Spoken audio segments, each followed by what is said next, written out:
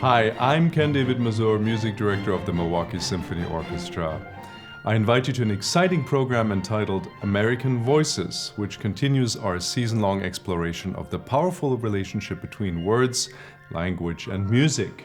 We will feature three of the most important representatives of different generations in the still very young journey of great orchestral music from the United States. And we begin with a musical portrait of President Abraham Lincoln, composed by Aaron Copland, who was approached during the Second World War in 1942 to write a work that would uplift wartime spirits through portraits that would mirror the magnificent spirit of our country.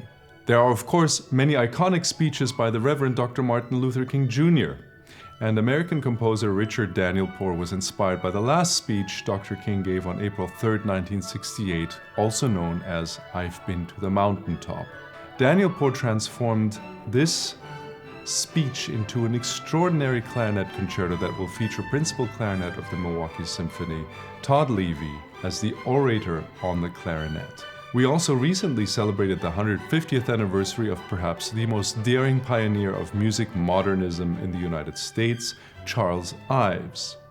His music to this day is a great example of fearless creation during a time when others were still creating with conventional musical forms and ears. His Second Symphony is a kaleidoscopic amalgamation of his own upbringing that include the sounds of American folk music, marches, Salvation Army band music, and the occasional sounds of then Bach, Beethoven, Brahms, some Wagner, and they're all intersecting in the mind of Charles Ives, who seems to have been able to also look into the future when we seem to be bombarded now with multiple conflicting sounds in our environment.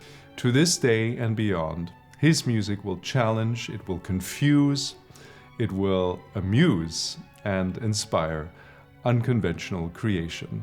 I hope you can join us.